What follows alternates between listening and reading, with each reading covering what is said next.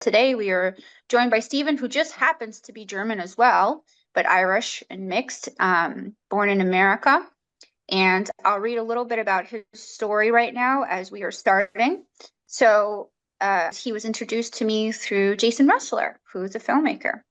And being in the film business, he had met Stephen many years ago, and Stephen had actually worked on films with Leonardo DiCaprio back in the day in LA and comes from that industry, and then got totally burnt out on it, right, Stephen? And then came out the other side, and now I like to joke that he is like my monk friend. He's probably my most mystical friend that I know. He's the guy that I call when I'm having a bad day, and he always picks up the phone. And when I told him that I needed someone to share about Hess, who is a fascinating person. I don't know how much you guys know about him, but he's an incredible writer and philosopher. And I kind of joke that he's a theologian too, because he believes that all religions were one. And so he's going to share a little bit about his life today. Stephen's also had some hardship. Lost his parents and sister to cancer. And he ended up becoming a dignity therapist. He alchemized all of his pain and turned it into a positive experience to bring healing to other people. So I didn't read that from the script. That actually came all from memory. So hopefully that is adequate, Stephen. I don't know if I can do justice to how amazing you are as a human being, but I'm very grateful for your friendship and for you taking the time to put this presentation together today. So I'll give the floor over to you. Thank you. Thank you very much, Adria, and thank you for everyone that's here. Yeah, that was a really wonderful introduction, and welcome everyone. I'm excited to present Siddhartha. Yeah, my name is Stephen, but also Stefan and Stefano. My mom, who was German, always called me Stefan. My father called me Stephen, and I live in Rome, Italy, and they call me Stefano here. So I read Siddhartha back in 1999 for the first time. It was one of the most inspirational books I had ever read. And I had just left a very conservative Christian cult. So it was very inspiring, and it urged me to live my life experientially, which is very much the theme of Siddhartha. So waking up from a cult, you realize that the world is full of high control groups, and really learning about how we're indoctrinated and the supposed wisdom that's given to us by other people is a poor substitute for real life experience. And that very much is the theme for Siddhartha. In a lot of ways, my life reflected Siddhartha's, and rereading this book, I've been really awestruck by the similarities, actually. So this book was very seminal for me, and I hope also for you. And don't worry if you haven't read the book, or if you're halfway through or whatever, it doesn't matter. We're going to cover the main points and leave some room for your curiosity, and we'll finish this with some very wonderful discussion about our lives. So there will be questions at the end of this presentation.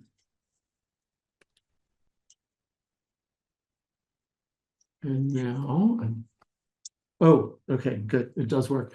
Okay, so I'm dedicating this to my Mutter, Lieselotte Niederau from Cologne, Germany. This is a photo of her in 1962, and there's a couple of other photos of her. She's with the blonde hair on the right side.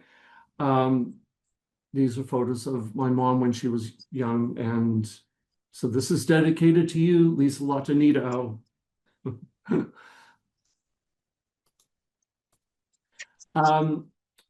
So it's very important to understand the context of this amazing writer. Hermann Hesse was profound writer and a remarkable human being. And he was born outside of the Black Forest in the German Empire. He explores spirituality, consciousness, and the eternal search for self. And this really set him apart from everyone at his time.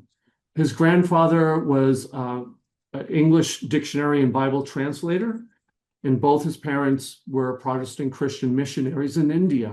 And this very much informed his spiritual journey and his life journey, and it greatly influenced his writing.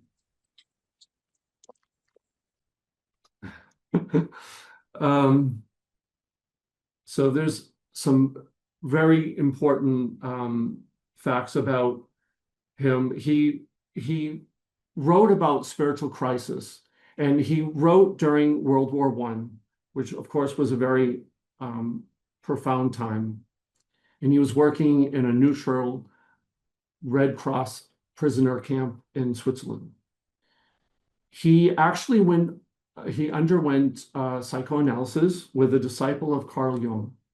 And this deeply influenced his understanding of consciousness and the collective unconsciousness. If anyone's familiar with his novel Demian, which he wrote in 1919, this marked the turn toward his inward journey. And Hesse went to India in 1919, and this directly inspired this novel that we're discussing today, Siddhartha. There was the influence of Buddhism, Hinduism, and other Eastern philosophies like Taoism in Hesse's writing. He bridged the Western psychology with the understanding of the spiritual influences.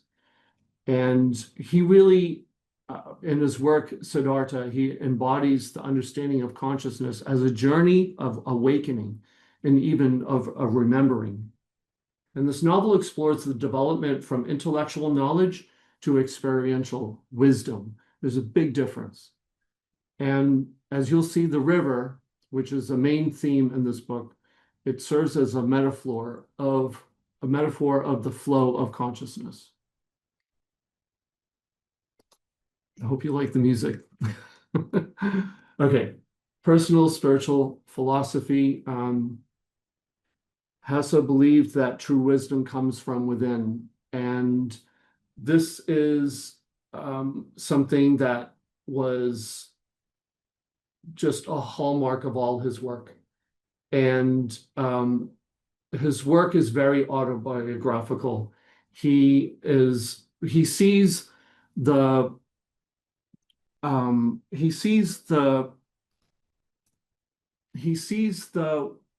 artist as someone who can help awaken others to their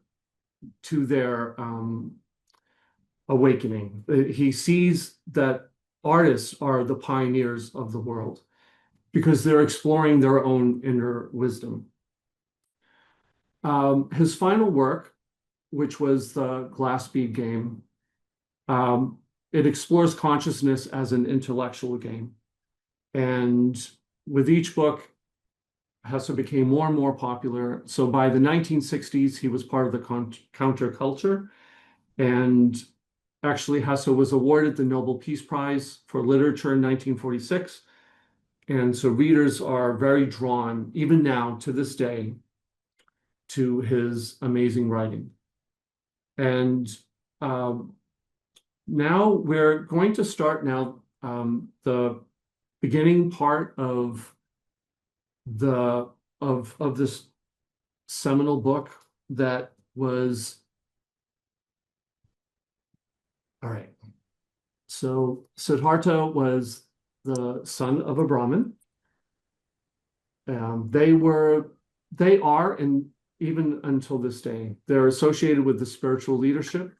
They perform the religious rituals and they maintain purity through dietary and behavioral practices. And Siddhartha was raised as a Brahmin in this story. And he was very popular. He was handsome, he was loved by all, he was very privileged, and he was destined for greatness.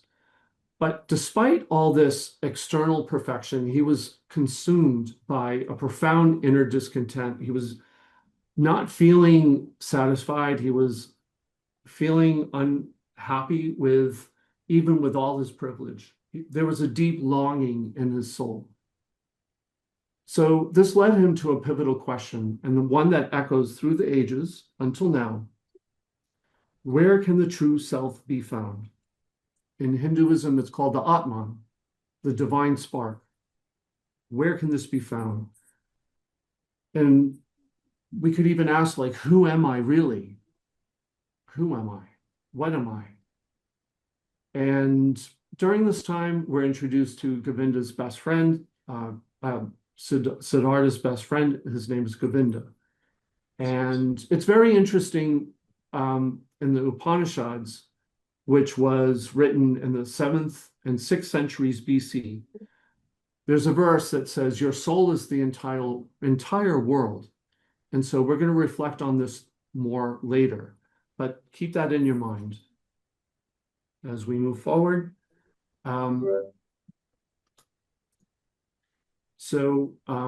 Siddhartha begins his fearless quest for wisdom and enlightenment with his friend Govinda, and they're very much in the context of Buddhism and Jainism. And Siddhartha and his friends spend 3 years with the Samanas, and the Samanas are ascetics. Even until this day, they practice self-denial, they fast, they meditate, and the whole goal of their life is to overcome the worldly desires and to achieve spiritual enlightenment. But Siddhartha, after some time, he becomes quite critical of the practices that he's seeing, and he sees it as a type of escape. He's seeing that this is not the answer, like this disowning everything that's worldly. He's not feeling this, and he's knowing that he says to himself, I'm not going to depend on any kind of doctrine. I need to learn this for myself. I need direct experience. I'm not going to just listen to other people's teachings. So the next phase of his life, and I'm kind of moving ahead. Okay, here we go. This actually goes twice. Okay, so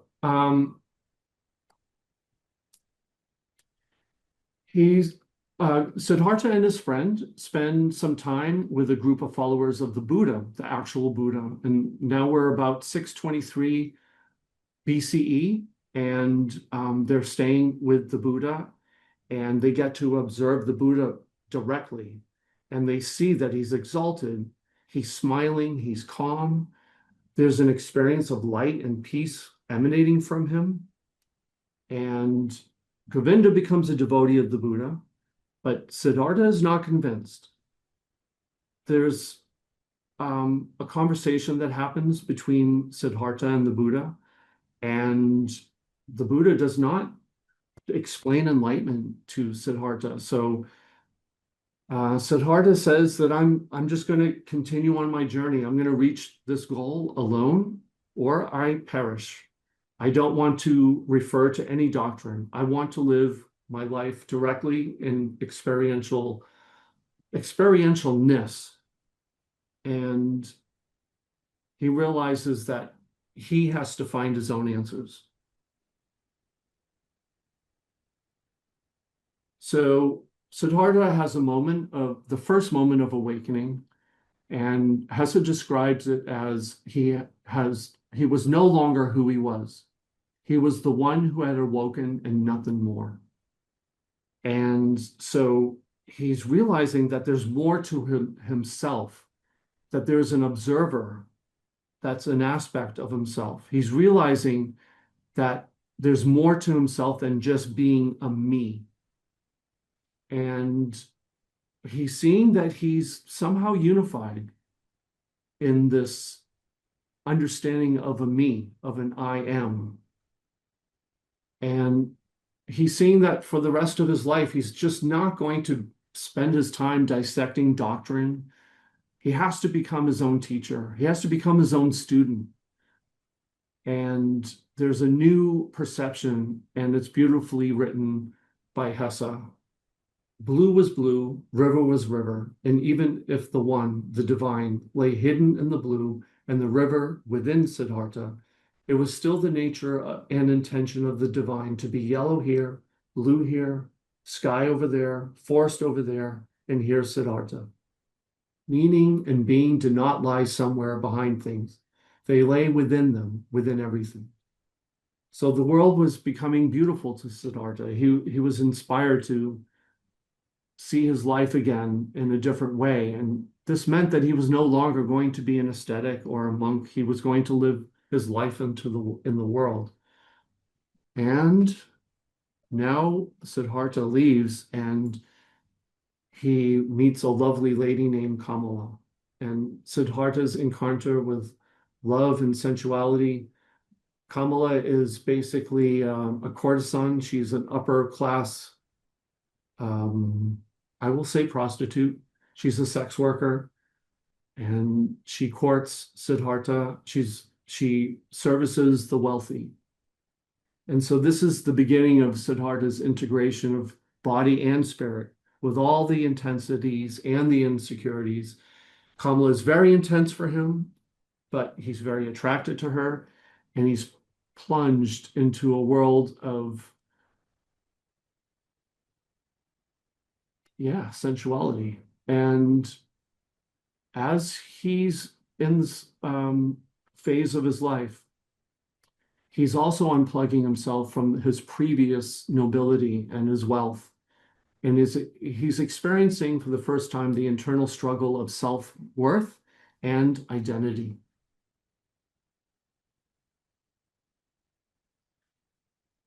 He's in chapter 6 now. He meets Kamaswami, who's a wealthy merchant, and he gets into the worldly life now, not just with sensuality, but with business and commerce. And he starts to notice, like, wow, these people are kind of like children or like animals. They're lacking any kind of depth. And he begins to even live his life to a more extreme. And the further into the extremity he gets, the more worldly, the more into commerce and business and sensuality he gets, the more unhappy he gets. And Hesse writes his mind as all this game, along with the passion with which everyone else was pursuing, it occupied his thoughts just as fully as it had once been occupied by the gods and the Brahman. And he's comparing his life before and after, and he's just really not happy. He becomes increasingly unhappy, unsatisfied. He's seeing it so much, his life as being trivial. And he also realizes he doesn't actually really love Kamala. And he's getting a taste of what he describes the normal people as, how they experience life. The next chapter is samsara, and this is a beautiful chapter. There's two meanings of samsara. There's a meaning of samsara being the illusionary, dissatisfying world of spirituality, the experience of being unfulfilled and disconnected. And then also samsara, as you might remember in chapter 2, were the wanderers, the people that he was hanging out with previously that were paying special attention to becoming aesthetic and meditating and getting rid of these earthly desires. So we have the two definitions here, but what is very important to realize is that Siddhartha is realizing that his life has been very superficial. And so he has a dream about his lover's songbird, Kamala's songbird. And the songbird has died in its golden cage. And he realizes in this point that he's at the lowest point. he realizes he's dying from within. He's seeing how illusionary the three-dimensional life is, how empty it is, how empty the nature is of earth and existence, birth, death, and daily struggle. For a short time, he becomes intensely bitter. He gets consumed even more by greed and lust and gambling because he's going to that extreme.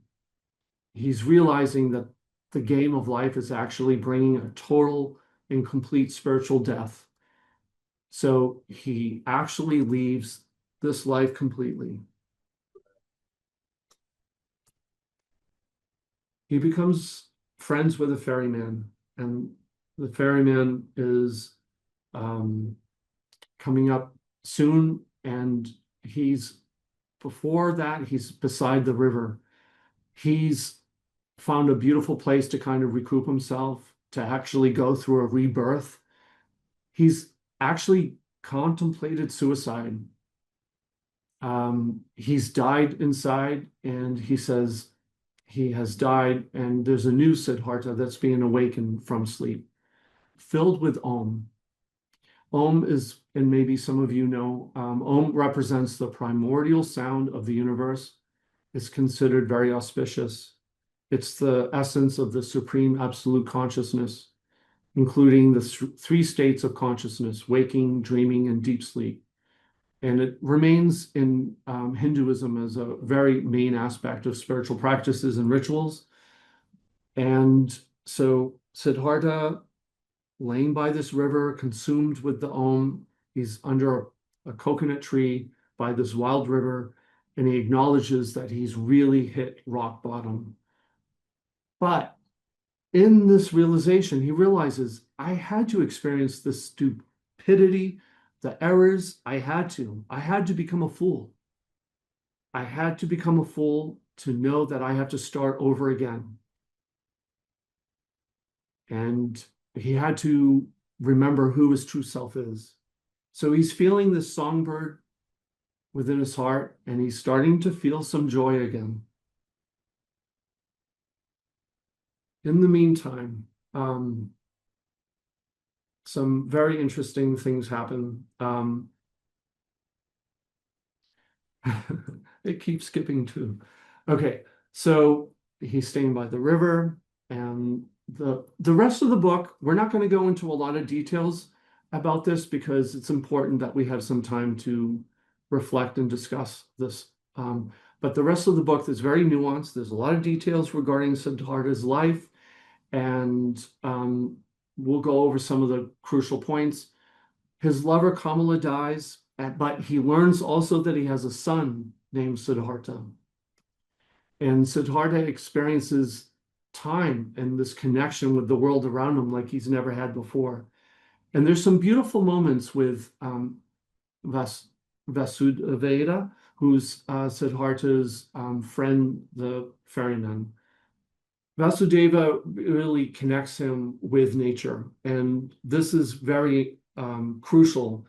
He's going through a time, Siddhartha is going through a time of healing, and he's understanding how the value of the present moment and not living in the shadow of the past or the shadow of the future. He's living now, finally in the present moment after this incredible journey that he's had living a life of decadence. So, as we mentioned, Siddhartha has a son, and now one of the greatest lessons he's ever had to learn is, and this is again through experience, it's not through any doctrine that he's learning any of this. This is life experience. He's having to go through all this, but this is the path he's chosen. He has to let go of what he loves the most, his son. He has to allow his son, we'll call him Siddhartha Jr., who's quite rebellious. He's allowing him to be his own person. He can't help or cling to him. He's no longer a child. So he lets go of his son, and the son returns to the city. We're nearing the end of the book. Siddhartha has a final enlightenment. He realizes that all is one in consciousness, but he learned this through experience. The suffering he felt as a father was the same suffering he felt as a son. If you remember in the beginning of the book, he was privileged and he left his nobility and he chose to live this life of experience. And so he's really experiencing what his father experienced. He sees the unity of all these roles and all these experiences. One of his final insights is the world itself is never one-sided. It only seems so because we are subject to the illusion that time exists as something real. And this is a very interesting point about time and what's actually real and what is illusion. We are brought back to one of the main themes of the book. Wisdom cannot be passed on. One can live it. One can be supported by it. One can work wonders with it, but one cannot speak it or teach it. This is one of the main themes of the book. So he's evolved his consciousness to be more of an observer in life, not the character who was tossed about, not the character that became decadent, not the seeker. He has attained a higher level of consciousness that is something that he's seeing and experiencing within himself. And it was always there. And it was always untouchable. And it was always at peace.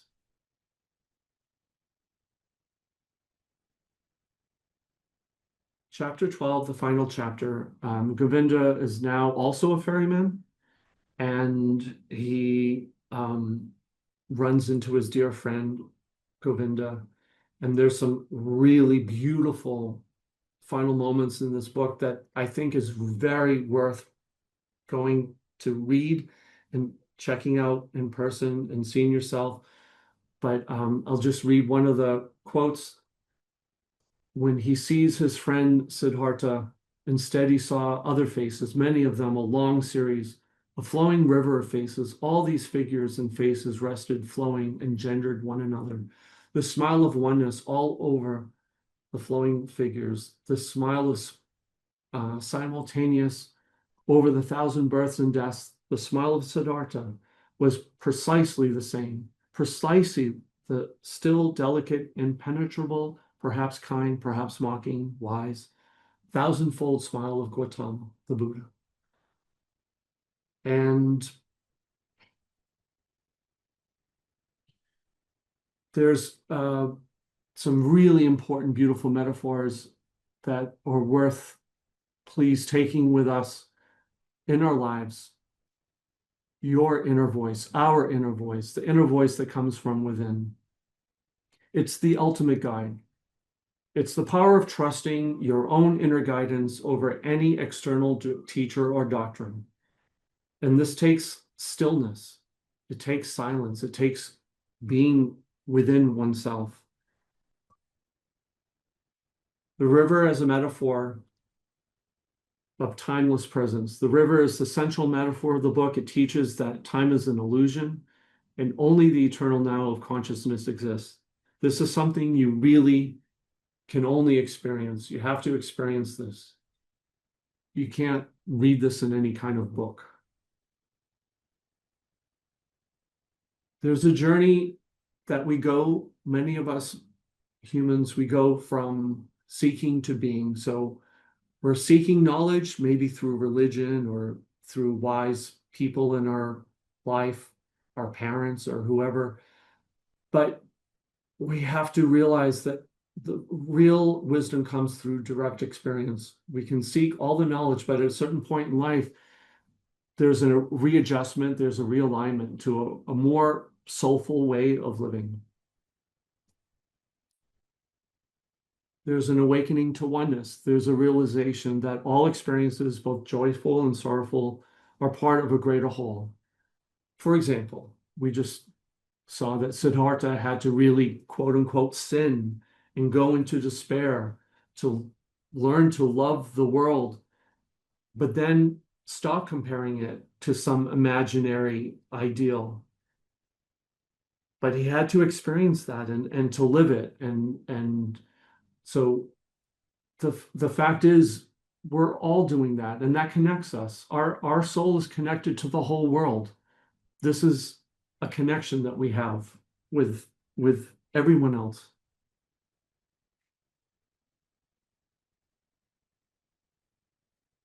And the recognition that divine is in all forms, the divine presence is in all forms and experiences. Our true nature is already perfect and complete.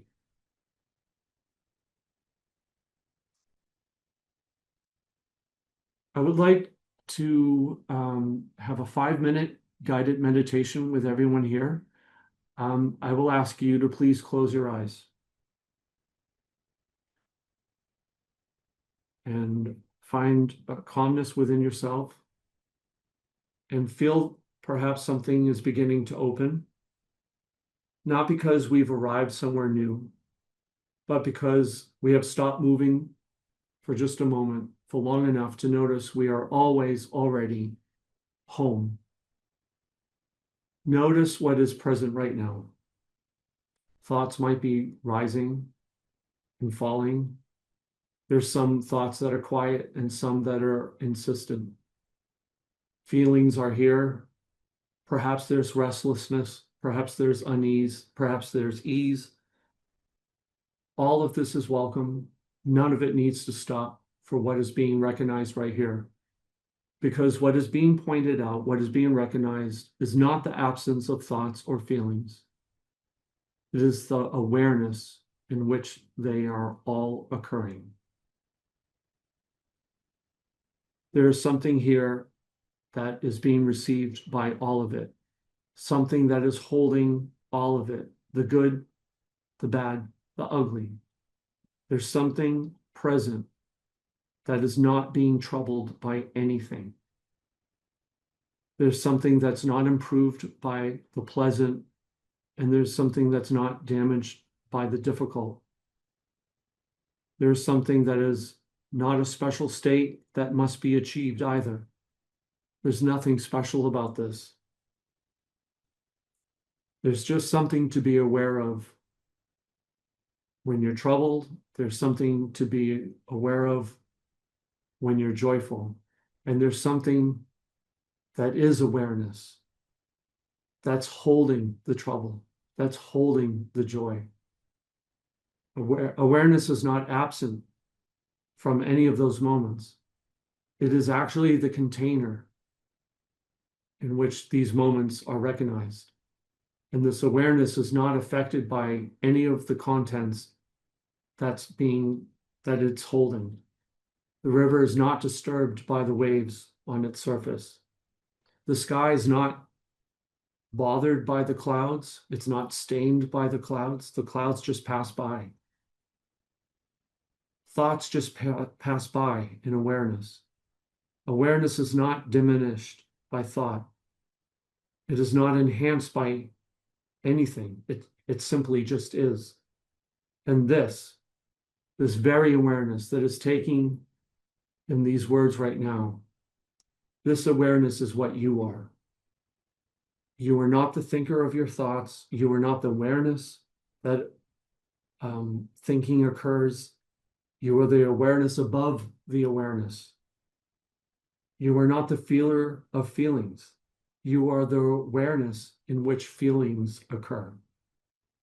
You are not the seeker. You are the awareness in which seeking arises. And in time, as we know, experiences come and go. Some dissolve, and then others dissolve, and then all experiences end up dissolving. So rest in this moment for just a few more moments and notice that you are the stillness that holds the motion. You are the silence that holds the sound. You are the awareness that holds it all, and you are really already home.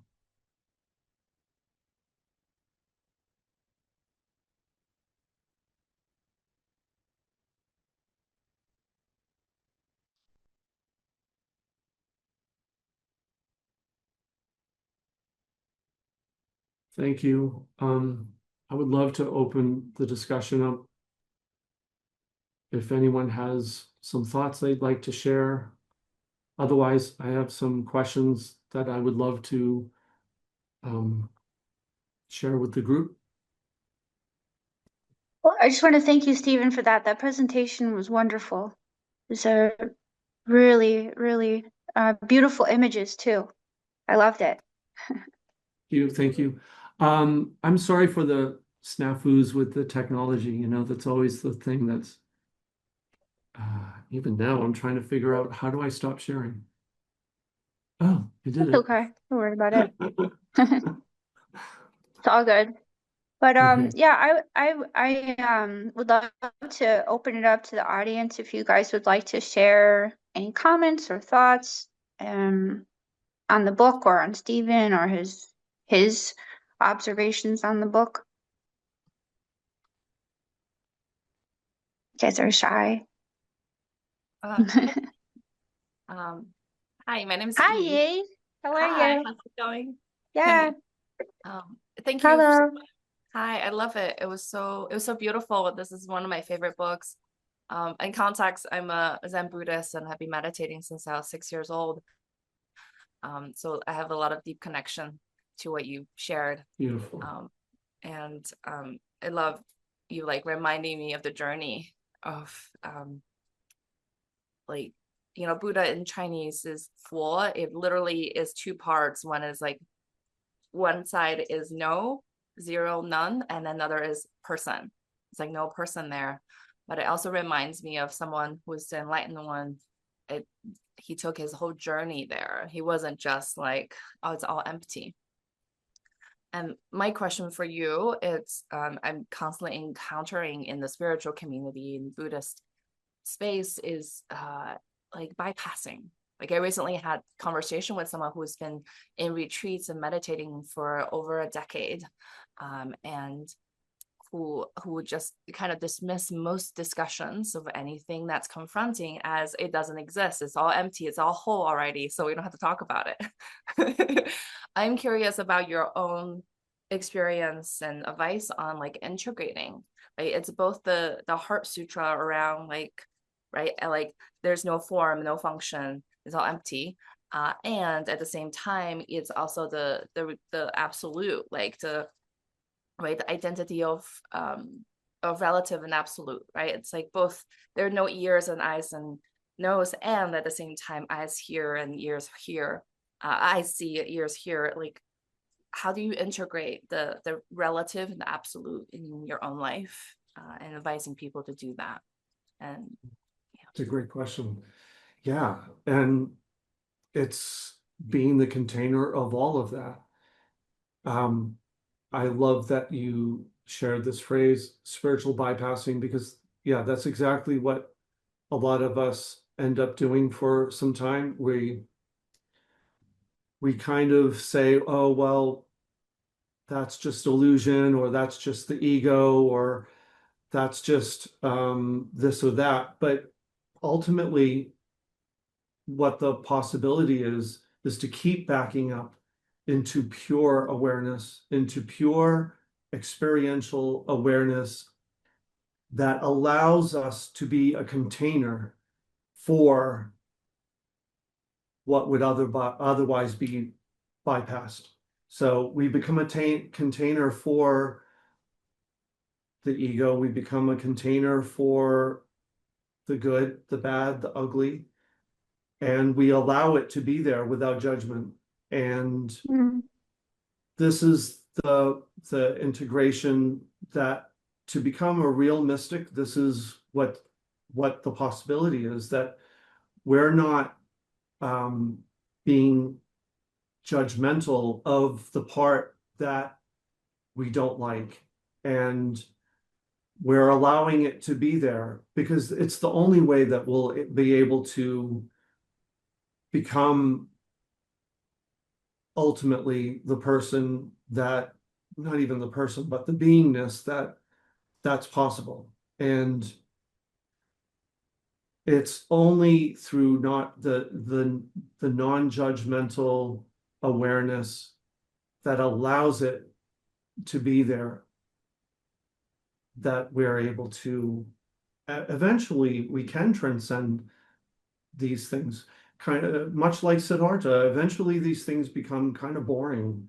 You know, the world offers us a certain level of enjoyment, but ultimately it's quite vapid and quite empty. And but let it be there. Let it be part of the experience.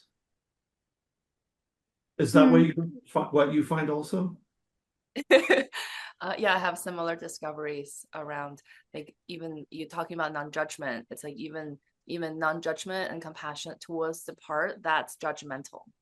Yeah, right. And it's That's it. and creating space, and then also like both identifying like we are whole and complete, and at the same time these things are real, and like the emotions, not to like stuff it down to be that, it's rather creating the space for it to flow, like yeah, to move through. And I really believe a lot of healing come from that, and not through. Can I add something quick? Yes, please. Yeah, one of the biggest things with the book as well was the idea of like perfection versus imperfection. So there's this idea that like if you're going to be on a path, you're just going to be this glowing being with no sin or no, you don't do any bad things, you're honorable, truthful all the time, and that's just not the reality of what we are. Like we all make mistakes and we're all fallible. And for those who believe in Jesus or not, which was interesting for me was the fact that he experienced a lot of fear, fear in the desert and fear in Gethsemane. He was terrified, and he integrated that fear. So I think that fear plus forward motion equals progress.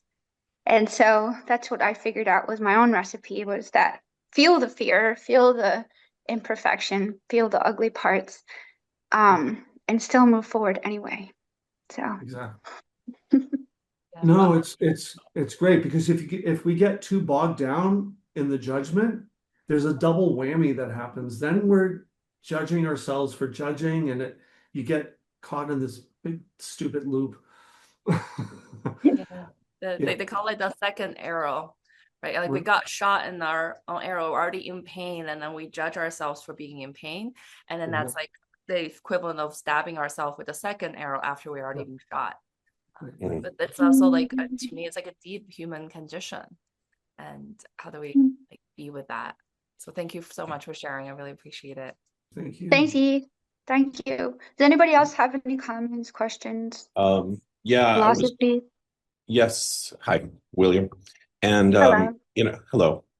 In reference to what Yi said first about the spiritual bypass, I find that the phrase is always used by somebody who's doing pretty well towards somebody who's doing less well, right? Because when we're feeling really great or feeling terrible, we don't say, oh, I'm doing a spiritual bypass. We're experiencing. And it's always somebody else telling us that we're bypassing because of the state they're in at the time. So when it comes to the emotions, one of the things I do a lot of research around emotions and frequency. And one of the recent discoveries is that the emotions, there are vibrations. So just like the eyes see light waves and convert it into images, and the ears hear sound waves, the body processes experiential waves, and we feel them.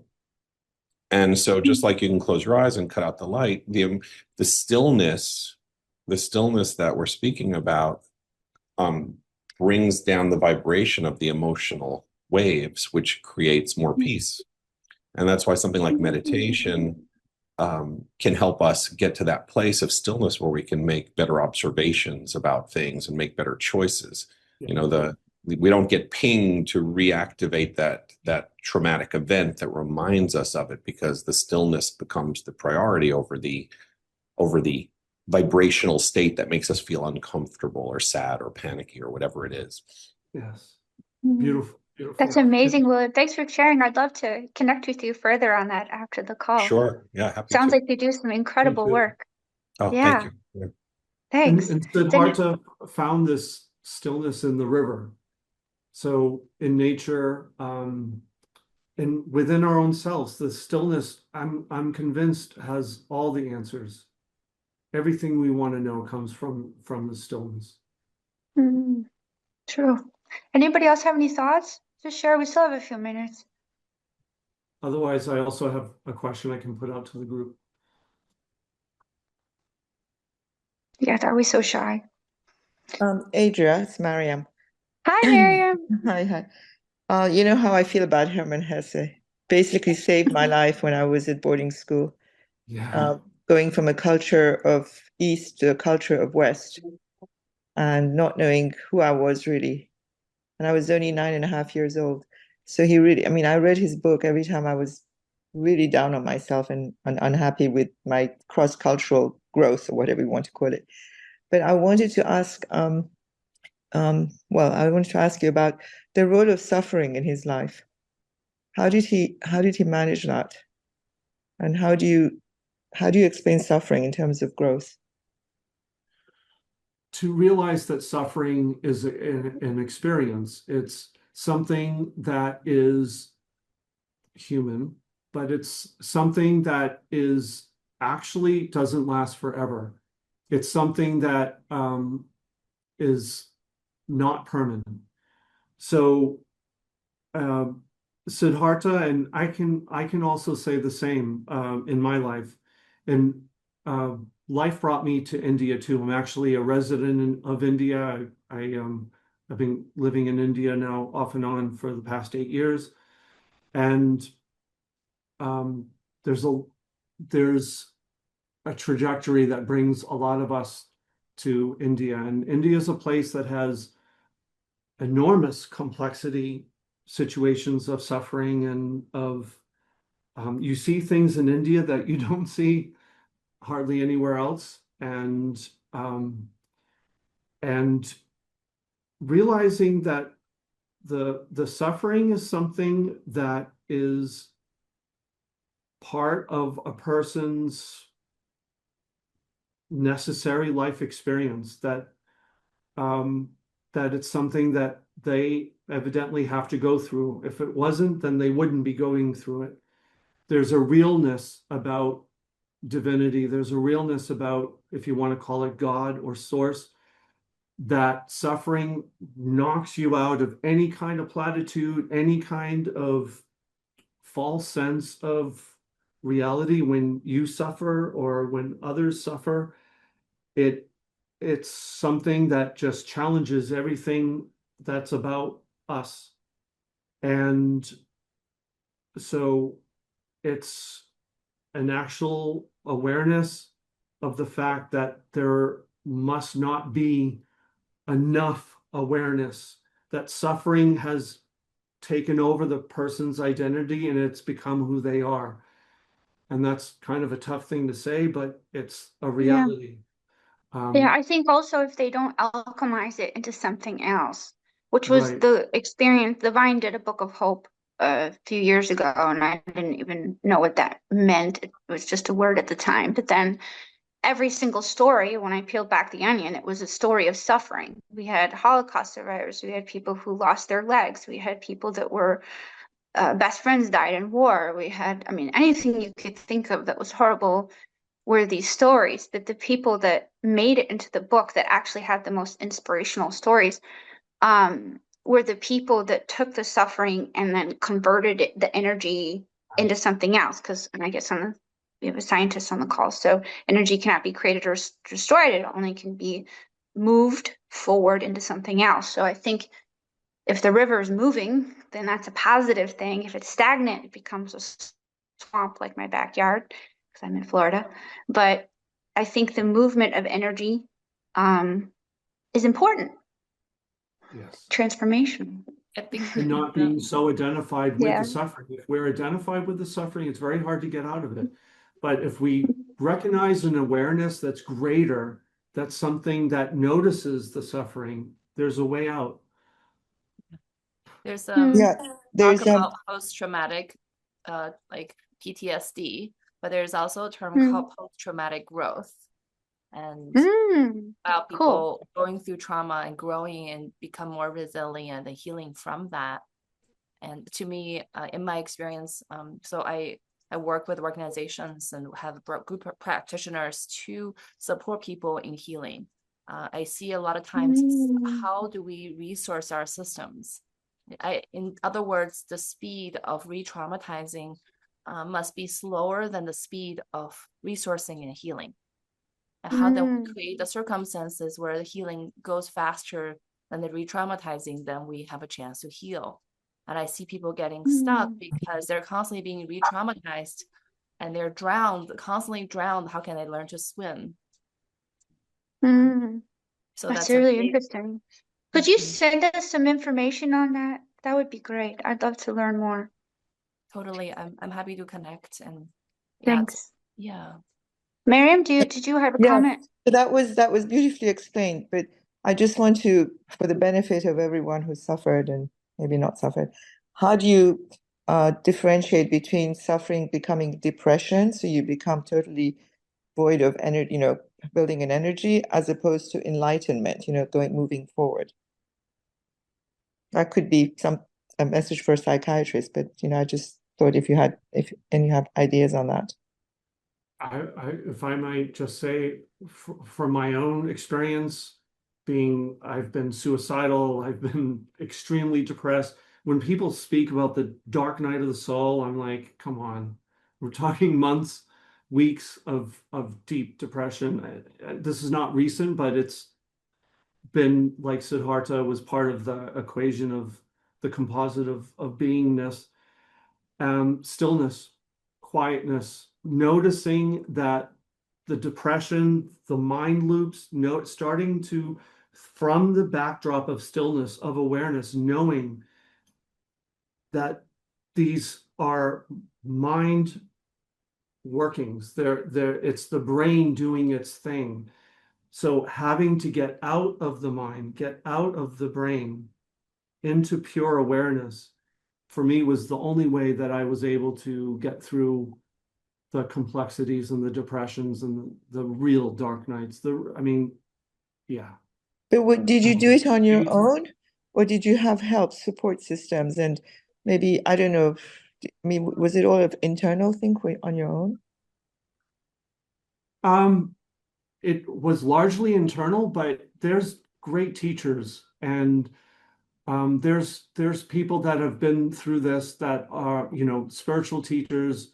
Maybe there's some therapists that are also, but I say follow, for whoever's going through something like this, to follow their intuition, to find their teachers, because nowadays you can find, even just on YouTube, and there's some remarkable work being done, fantastic work, and in some books uh, that we can.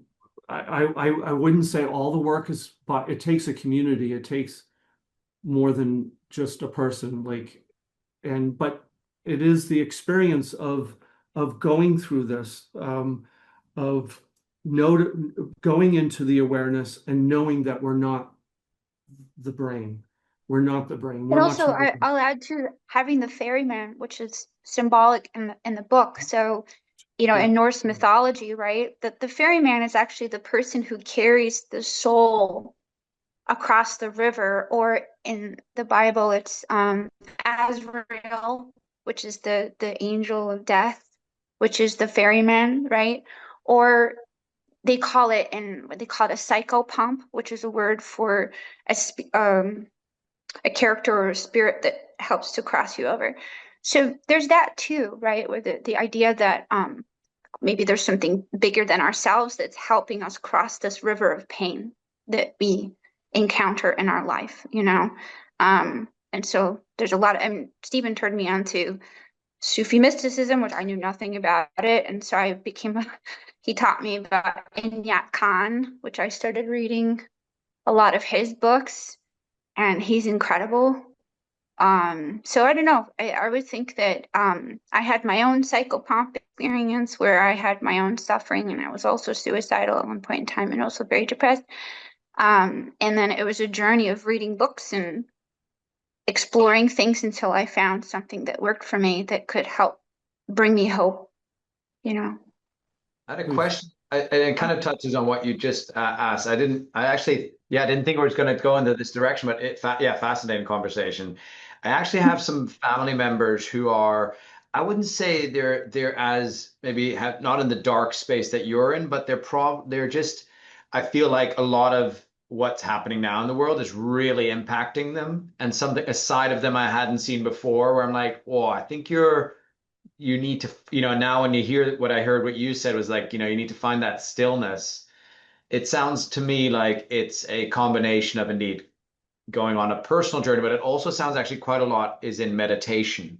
Is that right? Or Mhm. if you were to, I don't know, look, I guess this is kind of probably butchering and not doing it justice, right? The whole journey. But like if you were to say, hey, here's maybe the first couple of things one should do to reach the point of stillness, or here are the most critical things, what would you maybe say are those, or were they for you, and maybe an experience of helping others too?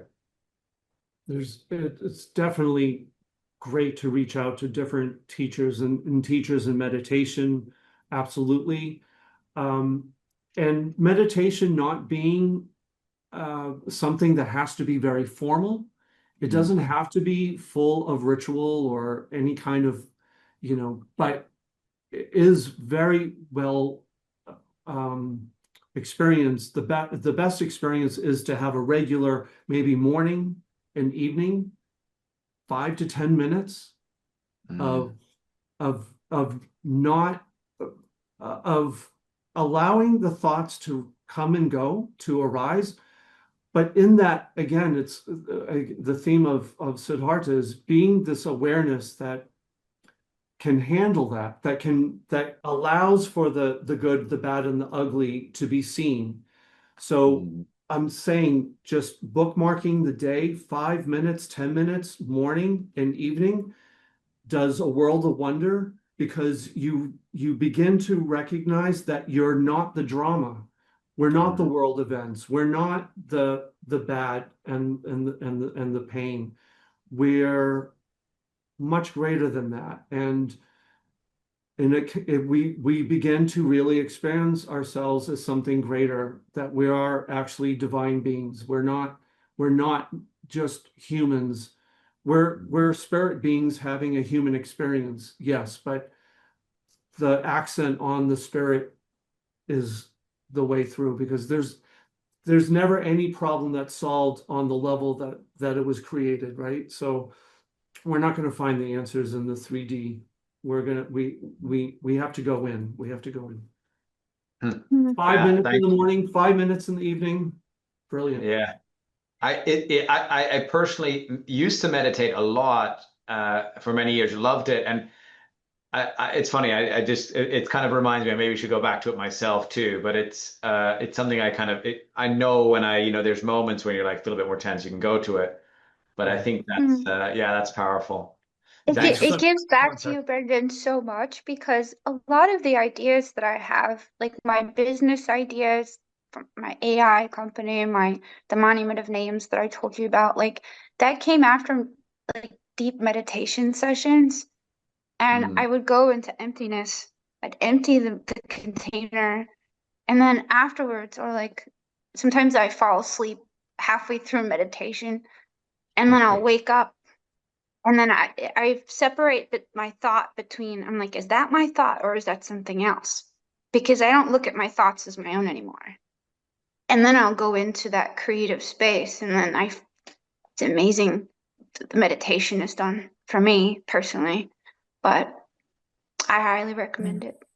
Yeah. And like, Yeah, no, I'm a big believer, Any other like I said, comments, big guys? believer into anyway. But yeah, thank you, thank you all Thank you. for Adrian for organizing and Thanks, Stephen for Brendan. sharing. It's yeah. great. And I want to Thanks. just add really We're quick. having such an interesting conversation, but because we have to go in a few minutes. Does anybody have any final comments? Because we're closing at 12, so Well, that was EST. beautifully explained. Thank you, Adria. Thank you for sharing. And I think you get all your energy from giving so much to other people. That's divine. Mhm. Yeah, and Well, it's please feel breathing, free to right? So connect with when us. you exhale, you feed when you inhale, the plants feed you. Mhm. That's the way it Well, works. well said. And Yeah, and Thank you. yeah. please feel Is it- free to, I mean, for me, there's nothing more important to talk about. I just feel like this is where the real importance lays, is in our beingness, who we truly are, what we truly are, and what's possible. And Definitely. thank you for dealing with all the technical glitches in the beginning. You know, this is the first time I've ever done a presentation on Zoom, so thank you for your patience, and I hope it was cohesive. Steven, it was incredible. Absolutely incredible. And thank you guys so much. If you don't know me already, please reach out, or you can contact the Vine website if you can't find us. And I'll introduce you to Stephen directly, or anybody that commented on the call today. You guys are welcome to connect. So, and thank you so much. I want to close the call because I want to be conscious of everyone's business day today, because I know everyone's working and got things to do. So thank you guys so much, and namaste. Thank I you. see the divinity within you. So God bless you guys. Have a wonderful day. Thank you so you. much. Thank you Ciao. guys.